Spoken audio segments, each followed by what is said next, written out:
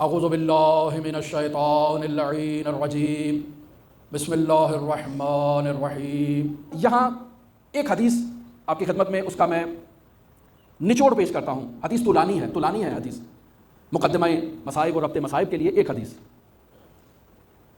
خداوند متعال نے کچھ ایسے فرشتوں کو خلق فرمایا ہے جن کی ذمہ داری کیا ہے کہ وہ اس زمین کی اور اس آسمان کی حفاظت کرتے ہیں۔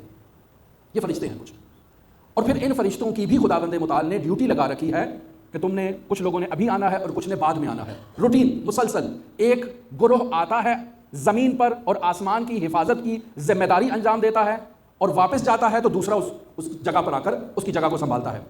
یہ روایت مرحوم مجلسی رحمۃ اللہ علیہ نے نقل کی ہے کامل الزیارات ابن قولوی سے، اور فقہا ابن قولوی کی روایات پر بہت اعتماد کرتے ہیں۔ اہم روایات ہیں ابن قولوی کی، لہٰذا اس روایت میں جو بیان ہوتا ہے وہ یہ بیان ہوتا ہے کہ یہ فرشتے جو آسمان سے آتے ہیں، عرش علا سے آتے ہیں، زمین و آسمان کی حفاظت پر خداوند متعال نے معمور کر رکھے ہیں۔ یہ فرشتے جب اپنی ڈیوٹی انجام دے کر واپس جانا چاہتے ہیں تو یہ واپس جانے سے پہلے کربلا میں حسین ابن علی کی زیارت کے لیے آتے ہیں۔ اب جب حسین ابن علی کی زیارت کے لیے آتے ہیں تو وہاں اس قدر غم میں نڈھال ہوتے ہیں کہ جو حائر حسینی میں فرشتے اپنی ڈیوٹی انجام دے رہے ہیں یہ آ کر ان سے مصافحہ کرتے ہیں، لیکن زبان کلام کے لیے نہیں کھولتے، بات نہیں کرتے ہیں، گفتگو نہیں کرتے ہیں۔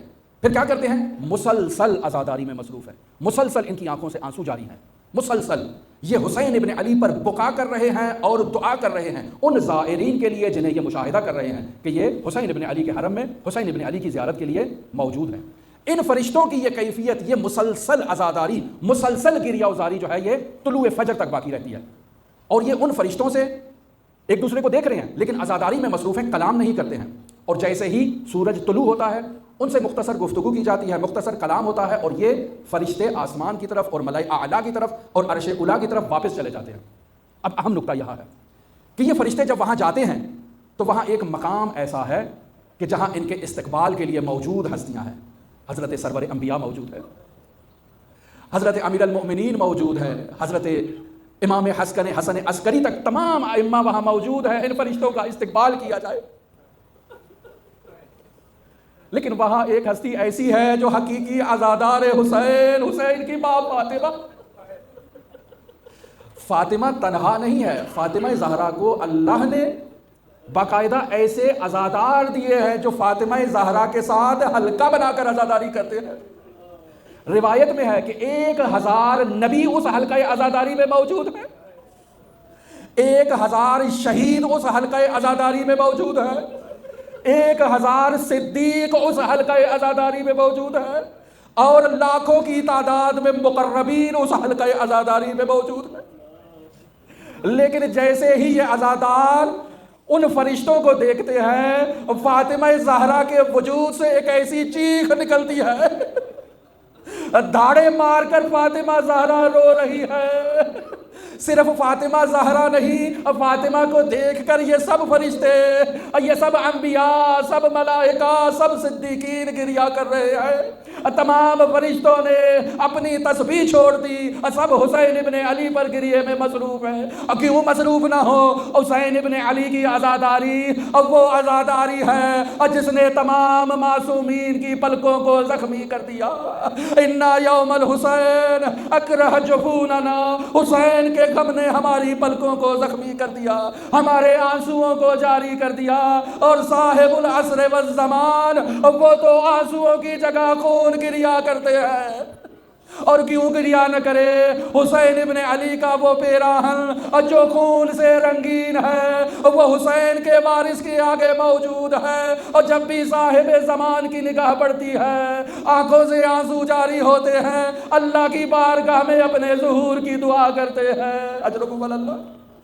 فاطمہ زہرا چیخ مار کر روتی ہے، تمام فرشتے تسبیح چھوڑ چکے ہیں، خاتم الانبیاء کو بلایا جاتا ہے، خاتم الانبیاء آگے بڑھتے ہیں، اپنی بیٹی فاطمہ زہرا کو تسکین دیتے ہیں، کہتے ہیں بیٹا اللہ نے جو وعدہ کیا وہ وعدہ محقق ہوگا، وہ وعدہ پورا ہوگا۔ یہ روایت اس بات کی دلیل ہے کہ جو عمل ہر روز تکرار ہوتا ہے، ہر روز فرشتے جاتے ہیں، ہر روز ملائے اعلیٰ میں یہ عزاداری ہوتی ہے، تو ہم فرش پہ حسین کا ذکر کیوں نہ کریں، ہم عزاداری کیوں نہ کریں، ہم آہو بکا کیوں نہ کریں؟ اور آج ہم مسلم ابن عقیل کے لیے جمع ہوئے جو دیباچہ کربلا ہے، 12,000 خطوط دے کر حسین ابن علی نے مسلم کو روانہ کیا کہ مسلم جاؤ، یہ کوفے والوں کی دعوت ہے، جا کر بیعت لو، حالات مساعد ہوں تو پیغام بھیجنا۔ مسلم کوفہ آتے ہیں، 18,000 نے مسلم کی بیعت کی، نہیں 24,000 نے بیعت کی، نہیں 40,000 کا عدد بھی بیان ہوا۔ اس قدر مسلم کے پیروکار کہ کوفہ میں مسلم کا ہر طرف نام لیا جا رہا ہے۔ یزید کو اطلاع ملی، فوراً اس نے کوفے کے حاکم کو تبدیل کیا، اس شقی ترین حاکم کو بھیجا۔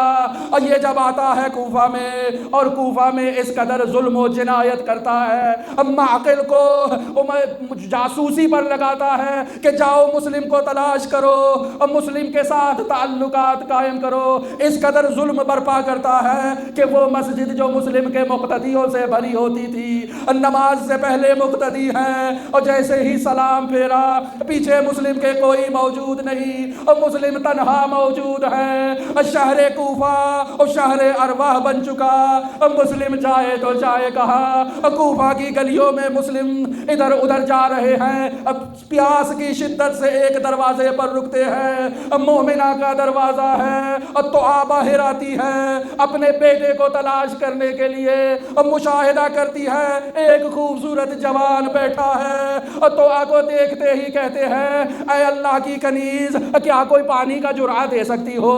پانی دیا جاتا ہے، مسلم پانی پیتے ہیں، تو کہتی ہے اے جوان تو نے پانی تو پی لیا، اب اپنے گھر کیوں نہیں جاتا؟ مسلم کہتے ہیں میں کون سے گھر جاؤں، اس شہر میں میرا کوئی گھر نہیں، کوئی جاننے والا نہیں، کل تک سب جانتے تھے، آج سب پرائے ہو گئے، مجھے غریب کر دیا۔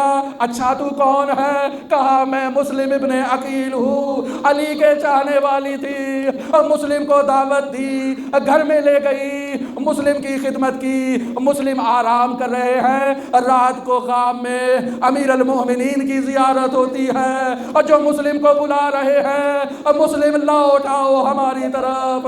جیسے ہی تو آقا بیٹا آتا ہے، معلوم ہو جاتا ہے کہ یہ ظالم ہے، یہ مسلم کو حوالے کرے گا، اور فوراً جا کر عمر سعد کو کہتا ہے، فوراً پیغام دیا جاتا ہے، اور جسے تم در بدر تلاش کر رہے ہو اور وہ میرے گھر میں موجود ہے۔ لشکر بھیجا جاتا ہے، لشکر آتا ہے، حیدری جوان اپنی شجاعت کا اظہار کرتا ہے، لعینوں کو واصل جہنم کیا جاتا ہے۔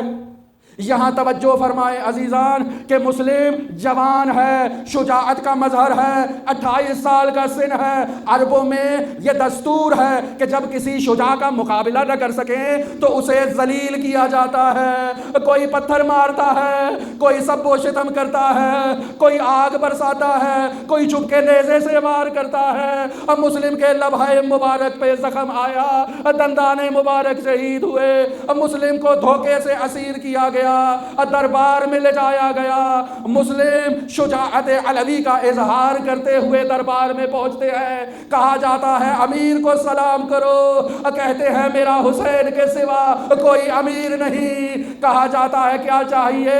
اگر پانی دے سکتے ہو تو مختصر سا پانی پلا دو۔ ایک جام لایا جاتا ہے، مسلم کے لبہائے مبارک سے خون جام کو رنگین کرتا ہے، دوبارہ پلایا جاتا ہے، دوسرا جام، پھر تیسرا جام۔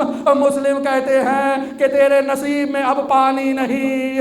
مسلم کو دارالعمارہ پر لے جایا جاتا ہے اور سر تن سے جدا کیا جاتا ہے۔ عزیزو یہاں دیکھیے دیباچہ کربلا، مسلم پر پتھر مارے گئے، تیر مارے گئے، نیزے مارے گئے، آگ برسائی گئی، اور یہی رواج تو کربلا میں حسین کے ساتھ تھا۔ کوئی پتھر مارتا تھا، کوئی تیر مارتا تھا، کوئی نیزہ مارتا تھا، کوئی آگ برساتا تھا، اور مسلم کے ہاتھوں کو رسیوں سے باندھا گیا۔ اور یہ سنت ثانی زہرا کی ہے کہ وہاں عصر عاشور اسرا کو یوں گرفتار کیا گیا۔ مسلم جب دربار میں آئے تو شجاعت و ہیبت علوی نبی کے ساتھ آئے، عین اسی طرح ثانی زہرا بھی آئی کہ کہا گیا من ہذہ المتکبرہ، یہ تکبر کے ساتھ آنے والی خاتون کون ہے؟ اور کہا جاتا ہے اور یہ زینب بنت علی ہے۔ اور مسلم نے سلام نہیں کیا اور زینب نے بھی سلام نہیں کیا۔ پھر مسلم کو دارالعمارہ پر لے جایا جاتا ہے اور مسلم کا سر ان کی زندگی میں ان کی گردن کے پیچھے سے جدا کیا جاتا ہے، اور عصر عاشور کربلا میں حسین ابن علی کا سر اقدس بھی ان کی زندگی میں ان کے تن سے پشت سے جدا کیا جاتا ہے۔ یہ بھی شباہت ہے۔ مسلم بھی پیاسے شہید ہوئے، کربلا میں بھی پیاسے شہید ہوئے، اور مسلم کی مظلومیت صرف یہیں تک نہیں رہی، اور مسلم کے جسد اطہر کو گھوڑوں کے ساتھ باندھ کے کوفہ شہر میں پھرایا گیا، اور کربلا میں شہدائے کربلا اور سید الشہداء کے جسد اطہر پر خود گھوڑے دوڑائے گئے، اور مظلومیت یہی ختم نہیں ہوئی۔ عزیزو یہ بات توجہ فرمائے کہ باب الحوائج ہستیاں وہ ہستیاں جو لوگوں کے اٹھے ہوئے ہاتھوں کی حاجات پوری کرنے والی ہستیاں ہیں، ان سب کے ہاتھ بندھے ہوئے تھے۔ پہلا باب الحوائج مسلم ہے کہ وقت شہادت ہاتھ بندھے ہوئے، اور دوسرا باب الحوائج ابو الفضل العباس کہ وقت شہادت بازو موجود نہیں، اور تیسرا باب الحوائج شہزادہ علی اصغر ہے کہ وقت شہادت ان کے ہاتھ قنداق میں بندھے ہوئے ہیں، اور چوتھا باب الحوائج بغداد کا قیدی موسیٰ بن جعفر ہے کہ جسے جب شہید کیا گیا تو بدن اطہر پر زنجیریں موجود تھی، اور کہا گیا اور رافضیوں کا امام مارا گیا، اسی طرح زنجیروں پر لا کر پلے بغداد پر رکھا گیا، اور مسلم کے ہاتھ بھی بندھے تھے، باب الحوائج موسیٰ بن جعفر کے ہاتھ بھی بندھے ہیں۔ لیکن میں کہوں گا مسلم ایک مستور باب الحوائج ہے، اور جس کے ہاتھ بندھے نہیں لیکن پہلو سے نہیں اٹھتے، جو مہدی کو یاد کرتی ہے، جو منتقم کو یاد کرتی ہے۔ اے مسلم تجھے کوفہ میں شہید کر دیا گیا، معلوم نہیں مسلم نے اپنی شہادت سے پہلے وصیت کیوں کی کہ میری شہادت کے بعد مجھے دفنا دیا جائے؟ کیوں مسلم، کیا تمہیں معلوم نہیں یہ کوفہ شہر مسلمانوں کا ہے، مسلمان اپنے اموات کو دفناتے ہیں؟ لیکن مسلم کو معلوم تھا یہ کوفہ والے مسلم کو نہیں دفنائیں گے۔ حسین ابن علی نے بھی بنی اسد کو وصیت کی کہ مجھے دفنانا، کیوں؟ چونکہ یہ اشقیاء کہتے ہیں کہ ہم تو صرف مسلمانوں کے جنازے دفناتے ہیں، اور ان کے نزدیک مسلم اور حسین دائرہ اسلام سے خارج تھے۔ اور جب حسین ابن علی نے دیکھا وہ جوان آ رہا ہے کوفے کی جانب سے، عباس سے کہا اس کو بلاؤ۔ جوان کو بلایا جاتا ہے اور پوچھا جاتا ہے کوفے کی خبر دو۔ کہا جب میں نکلا تھا مسلم کے جسد اطہر کو گھوڑوں سے باندھ کے کوفے میں پھرایا جا رہا تھا، اور مسلم پر یہ ظلم سن کے انا للہ و انا الیہ راجعون کہا، اور دونوں بھائی بہت زور سے گریہ ازاری کی، بعد میں خیام میں آئے، اور مسلم کی چھوٹی بچی کو پاس بلایا، اپنے زانو پہ بٹھایا اور پیار کیا، سر پہ ہاتھ رکھا اور دو گوشوارے کانوں میں پہنائے۔ حسین کی بیٹی دیکھ رہی ہے اور مسلم کی بیٹی کہتی ہے ماموں جان آج جو رویہ اپنایا گیا مجھے لگتا ہے میں یتیم ہو گئی۔ کہا ہاں تیرا بابا شہید کر دیا گیا، اور کل کو سکینہ بھی منتظر تھی، عصر عاشور اجر رسالت دینے آئیں گے، حسین کا پرسہ دینے آئیں گے، لیکن آئے تو کوئی دامن میں آگ لگا رہا ہے، کوئی کانوں سے بالیاں چھین رہا ہے، اور کوئی تماچے مار رہا ہے۔ سکینہ اور تجھے کیسا اجر رسالت ملا، اور تجھے کیسا پرسہ دیا گیا؟